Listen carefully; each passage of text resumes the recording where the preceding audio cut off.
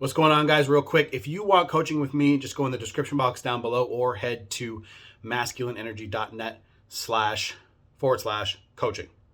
masculineenergy.net/coaching. That will get you coaching with me. Some people don't know where to look, so they email me all the time. So it's a lot easier for me just to make a real quick intro video telling you where to go. Thanks. What's going on? I have no idea how long this video will be. It is going to be a tough one.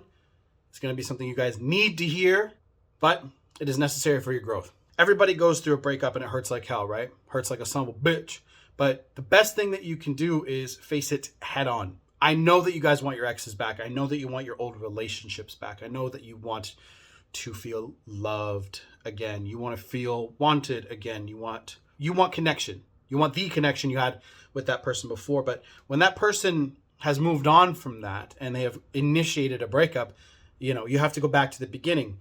But this video isn't really about the attraction idea. It's about the emotions that come up in a breakup.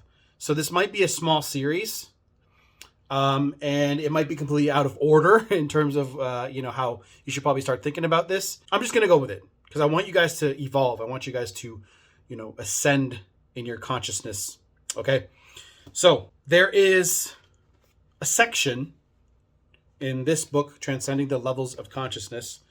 I'll actually leave it here so you guys can see it. My eye's a little bit red. I was rubbing the shit out of it. It talks about attachments, spiritual orientation, blah, blah, blah, blah, blah. But I'm gonna, in the chapter that I'm actually pulling apart is grief. Okay. So grief, it's a big one. I want you guys to take a look at the grief that you're feeling. Okay. And it hurts. Let's start with that. It hurts. So I'm going to sort of go into this chapter a little bit, and I'll probably cut out some parts if it ends up taking a little too long. This book really points out some really cool things about how we are. Okay. So here's the introduction part. Okay. And it goes, grief, calibration level 75. So when you guys hear me talk about the levels of consciousness, it's 75 on the bottom. So on the bottom, there's like shame, guilt, apathy, fear, stuff like that, right? So it's low. You're in a low vibratory state when you're dealing with grief, which means you are going to not be very comfortable. You're going to be nervous. You're going to be full of anxiety, depression, things like that when you're in the lower levels of consciousness, which means people are not going to want to be around you and you're not going to be vibing with other people correctly. You're going to be more... You're going to attract a really great relationship, or you're going to be attracting friends to you when you're in a neutral level. That's right in the middle, right? Or even courageous, which is when everything goes from red to yellow to green and then blue, right? So we all want to get back to neutrality so we can start attracting things, and of course the higher levels of consciousness, but we want to get back to neutrality so we start attracting the right things back into our lives. That's the point. That's the progression we're trying to achieve here. It goes, this is the level of sadness, loss, and despondency. Most people have experienced it for periods of time. We're talking about grief, right? But those who remain at this level live a life of constant regret and depression. So I actually have a couple of students that haven't gotten over their relationship, and it's been 2 years. It has been a year and a half. It's been a year. It's been whatever. In an earlier video not long ago, I talked about how I can get over relationships or breakups pretty quickly because I don't live here. Getting past the grief stage is massive because I start choosing and understanding that this is a place that I can choose to stay or not. And then when you choose to let go and start moving forward out of grief and start acting courageous, getting out of the lower levels of consciousness means you have to start acting in the higher levels of consciousness. That actually will trigger you to go, okay, I'm going to start acting courageous. I'm going to start acting neutral because now your brain's going to go, okay, I'm going to start being that person that I want to be instead of being this person that's down here. It's basically these people that wallow in their grief and stay, oh, I'm so sad. Oh my God, I'm so sad. And it's okay to miss someone. Let me say this too. What you're feeling is normal. Hanging out there and choosing to stay there is not. You need to choose to want to become something more. This is why going to the gym is awesome. I love that guys are almost automatically triggered to want to go to the gym because they want to start improving. So What they're doing is they're going, okay, I'm done acting, feeling this way for right now. And I'm going to go to the gym and lift weights. I'm going to go to the gym and do this. I'm going to go do this. You have to continue to choose to go do those things. Where a lot of guys get stuck is the emotional part of how to handle being around women and how to handle being around their ex, or even speaking to exes or women in general. They don't know how to act anymore because they've been sort of bruised and beaten, and they don't know what is normal, what is not normal, etc. Right? But when you actually get back up to the neutral part, you're going to have way less blocks, and you're going to feel a lot better, and you're going to be able to talk to people a lot more freely, like you did when you first met her, right? That's why you have to get back there, and you have to go, okay, this is going to work better this way. You can't stay in grief. You have to move forward and start moving on, and start living your life again, and choosing courage, choosing to be neutral about the entire situation. Okay. And you're going to feel that way, and you're going to come back down. You're going to feel that way and come back down. So every time you feel like you're in the lower states of consciousness, you're going to want to start acting courageous again. So when you're starting to feel less sad, start approaching women again. When you're starting to feel like, oh my God, I'm getting nothing done, go get something done. Do the opposite of that. Go be better. You can't think your way into it. You have to go do it. You have to move. That's how it works. Okay. And that's how you get over things so quickly. So when I was going through this stuff, I started going, okay, that old life is over. That old me is over. It's done. We're never getting back together. I assumed that. That helps me move forward. And when people ask me, hey, Kyle, you want to go out? You want to go, go downtown? You want to go do this? You want to go down? I was like, yeah, sure, let's go. But there were days, guys, that I did not want to. I felt like being in my grief. And I think that's actually all right sometimes. But staying there way longer than you need to, not good. This is the level of mourning, bereavement, and remorse about the past. And I always tell my students, what is the past? It's gone. Yeah, you made mistakes. Guys love to hang on to their mistakes. Holy shit. I didn't realize that until I started doing coaching for a long time. How guys hang on to the shit that they've done. I was such an idiot. Oh my God, this, and oh my God. Like hanging out in the lower, instead of being, I learned from it and I'm not going to do it anymore. Acceptance. Accept that you fucking sucked at something for a minute. See, everyone thinks that they're on this planet and they need to be perfect, and you don't.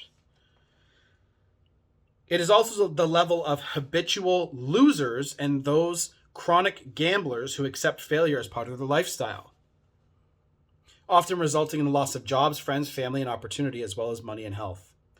Major losses in early life make one later vulnerable to passive acceptance of grief, as though sorrow were the price of life.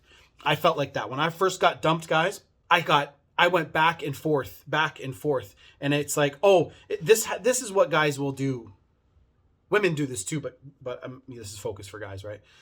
They'll go, I screwed that up, so I don't actually deserve to be loved by anybody else or my ex again. I don't deserve this. I don't deserve that. I'll probably fuck it up. That's what people do. This is really important, that you understand you've made mistakes and you let go of the fact that you made mistakes. You have to allow yourself to be a constant learner of life, but you have to obviously put the effort in to life as well. In grief, one sees sadness everywhere. The world sucks. I hate this. Everything sucks. Right? That behavior. And when you're around people who are like that and they think that's normal, get away from them. See, in order to get rid of that kind of thinking, you have to be and understand that life isn't always sad. Life is not always sad. Actually, if you look for sadness, that is what you will see.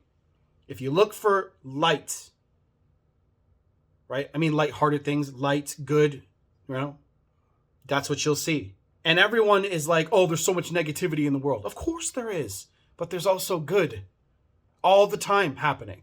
The sadness of little children. So I'm continuing reading here. I stopped in the middle of a sentence, so this might not make sense, but it says, I'll just reread it. In grief, one sees sadness everywhere. The sadness of little children, of world conditions, and even the sadness of life itself. This level colors one's entire vision of existence. It's like you have glasses on. Relationships never work. Women are like this. Men are like this. It's just you have these blinders on that not everyone is going to be like that. Not everyone's going to want to hurt you. Not everyone is going to want to hate you. Yeah, you made mistakes. So what? Yeah, you got hurt by a woman. So what? They're not all like that. Yeah, you got hurt by some man. I hear a lot of women do this today. Men are trash. Men are this. Men are that. I hear that a lot. Other women there are terrible men in this world. 100%. I'm not saying there isn't, right? But there are a lot of good dudes in this world too that would help you, that would watch out for you without extracurricular thoughts in their head, if you know what I mean. Because a lot of nice guys do things hoping to get somewhere. And ladies know that, right? Part of the syndrome of loss is the sense of inability to replace what is lost or what is symbolized. There is a generalization from the particular, so that loss of a loved one is equated with the loss of love itself. Love sucks. I'll never find love again. Love is trash. Right? That kind of behavior, that kind of thinking. At this level, such emotional losses may trigger a serious depression or even death. You can't let it take you over, guys. You can't. This is why you need to hear this stuff. Stop wallowing in your misery and start understanding how to be better and how to let go. Okay? Through grief is the cemetery of life. It still has more energy to it than apathy. Apathy is when what's the point? I don't want to do anything. What's the fucking point, right? People that are like that, apathetic behavior. Thus, when traumatized, apathetic patients begin to cry, we know that they're getting better, for once they start to cry, they will eat again. Everything goes from, oh, what's the point to, and numbness, right? You guys probably understand this. People that have been through trauma, when they feel numb, right? That's where the apathy starts coming in. Grief is a universal human experience that is different. Grief is a universal human experience that is difficult to either view or go through because of its commonality and emotionality with which people are too familiar. In minor degrees, it can be expressed as regret, but when major, it can be incapacitating and overwhelming.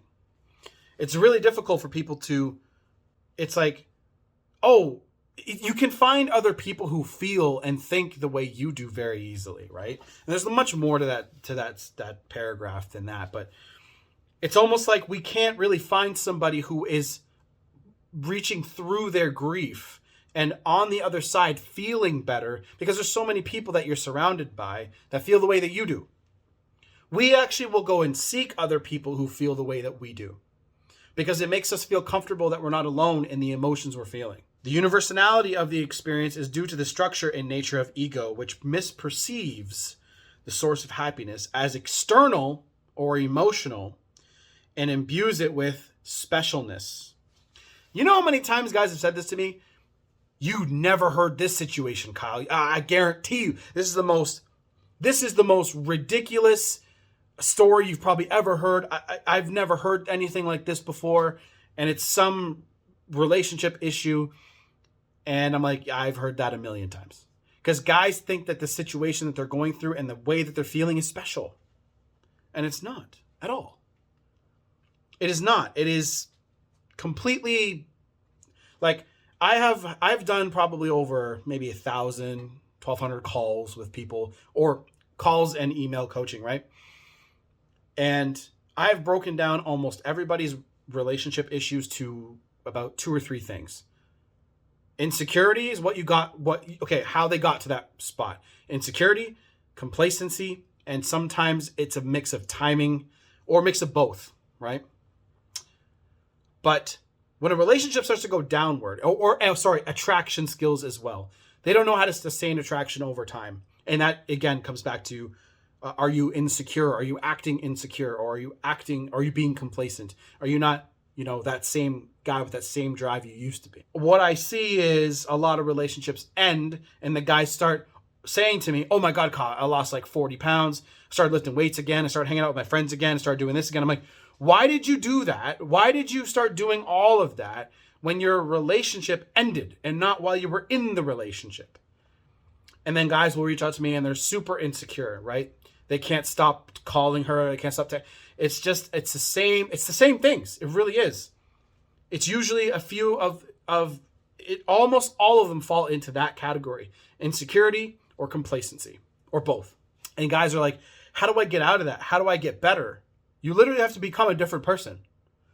Like, no joke, you have to become a completely different person. In reality, the only source of happiness is from within, and its mechanism is internal.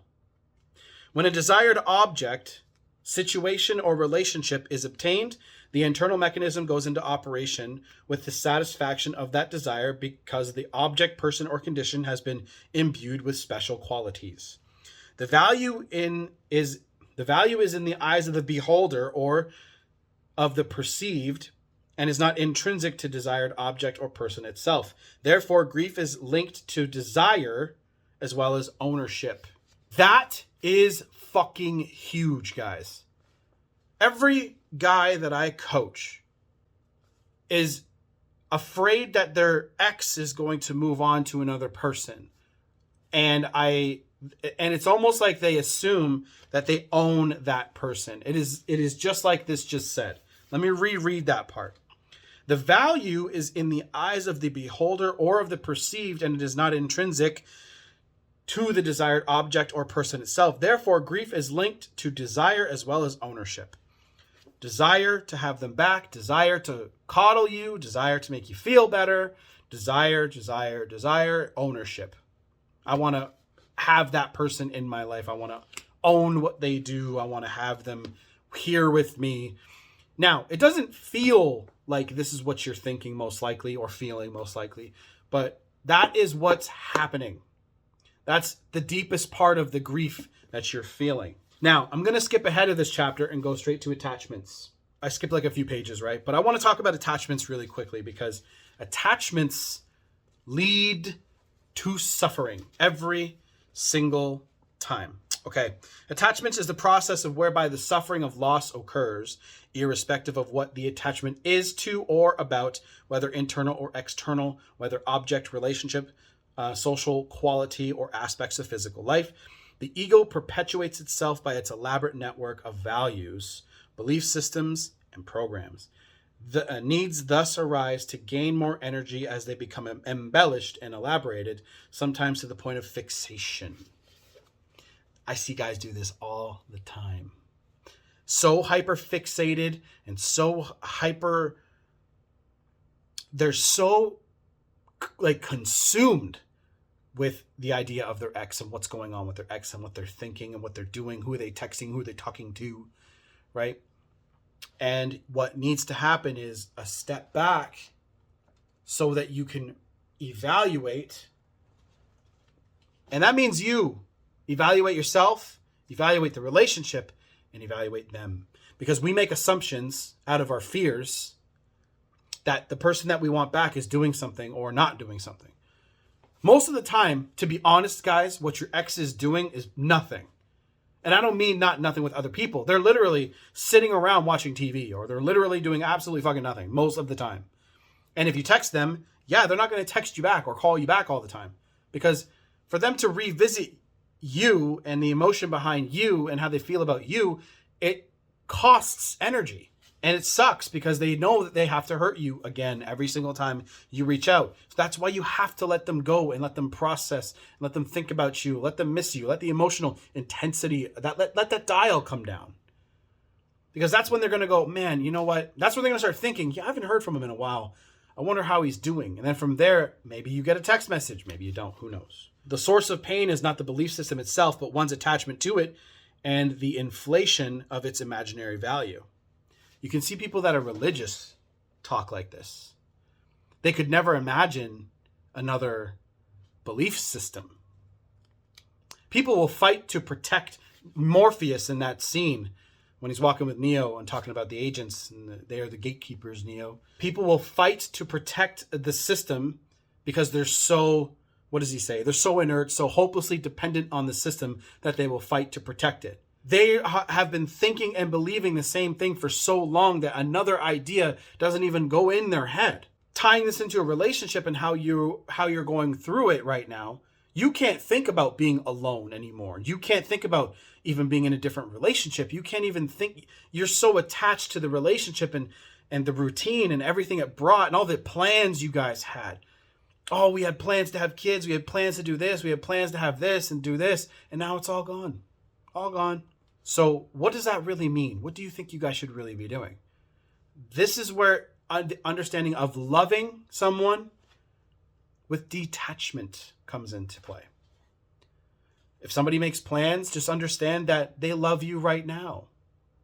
And as long as you remain somebody who is attractive, works on yourself, you do the right things, they will remain attracted to you, and let them love you. Let them be free to love you.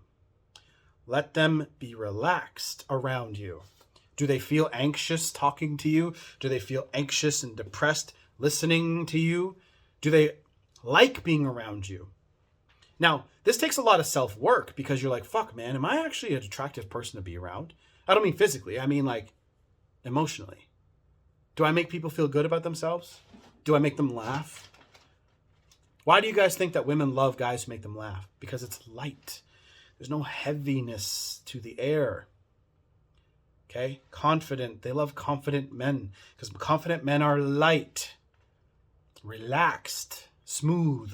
The inner processing of attachments is dependent on the exercise of the will, which alone has the power to undo the mechanism of attachment by the process of surrender. Guys, just let it go.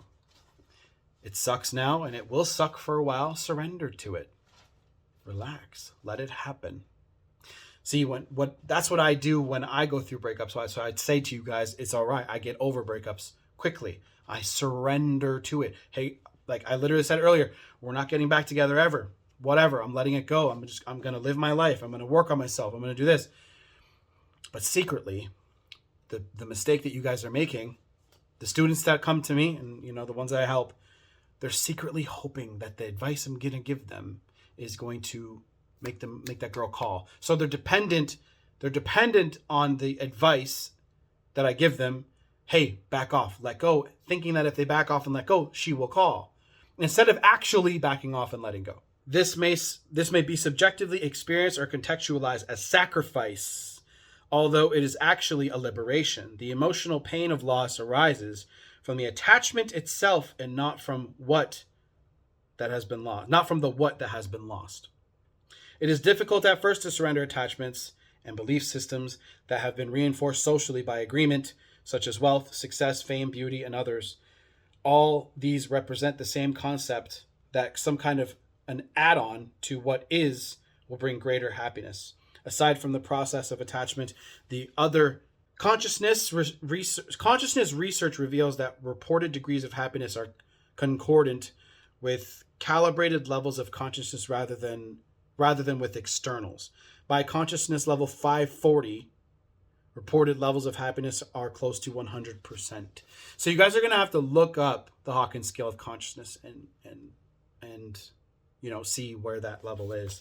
It is actually later in the book as well. 540, which is unconditional love, joy, and ecstasy. So chapter 15. Okay? The illusion of possession, having, mine. So you guys have probably heard the term in the red pill community, she's not yours, it's just your turn. That's kind of what this is. The idea of just like letting go, right? That's kind of what it reminds me of. It really does. Grief has to do with loss, and loss implies prior ownership in a special relationship. The idea of mine or my denotes a unique I should have read that better. I'm sorry. The idea of mine or my denotes a unique contextualization and meaning that is a product of the ego's dualistic style of mediation, which by by which a separate I is magically bonded in fantasy to an it or you, and thereby for some quality, possession, or person.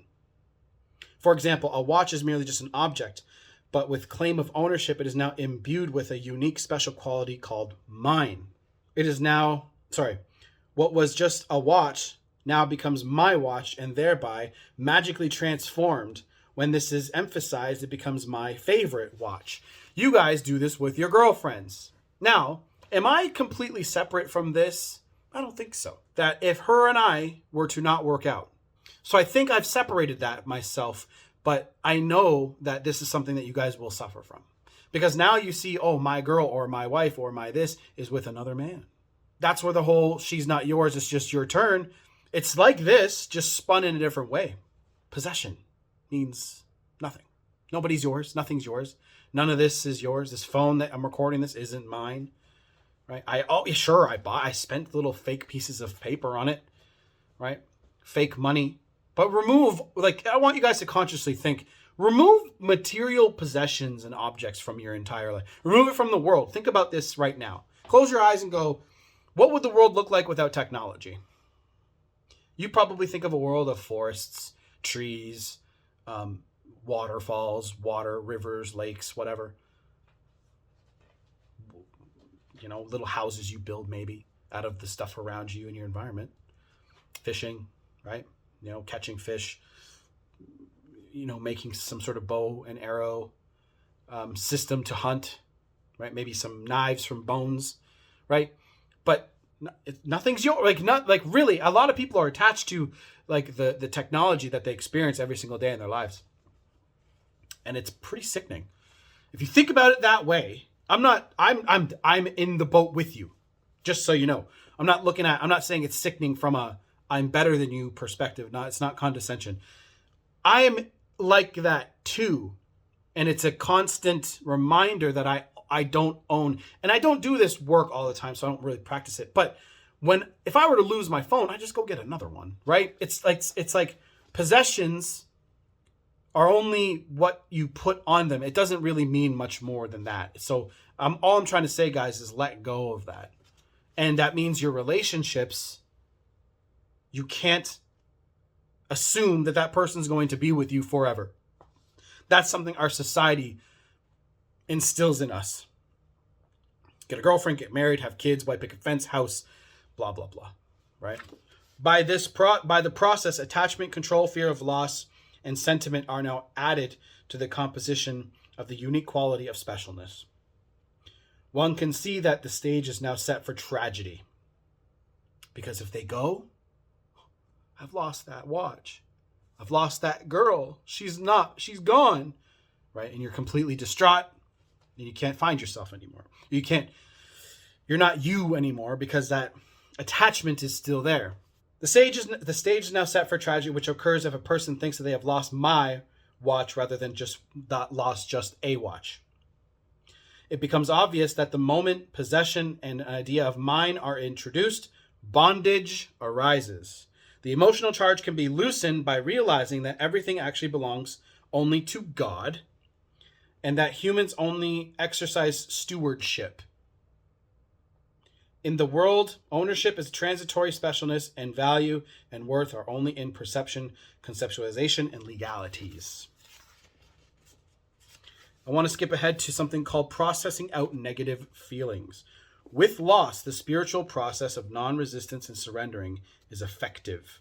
However, it is not a suitable process for those emotional states that calibrate lower than 75, such as depression, guilt, and apathy.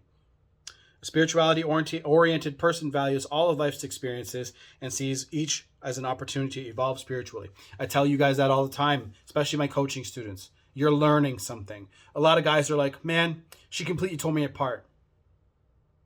I'm lost without her. I am nothing without her. Blah, blah, blah, right? Truth is that's not true at all. The technique of processing out involves very simple steps that all depend on willingness and the capacity to surrender.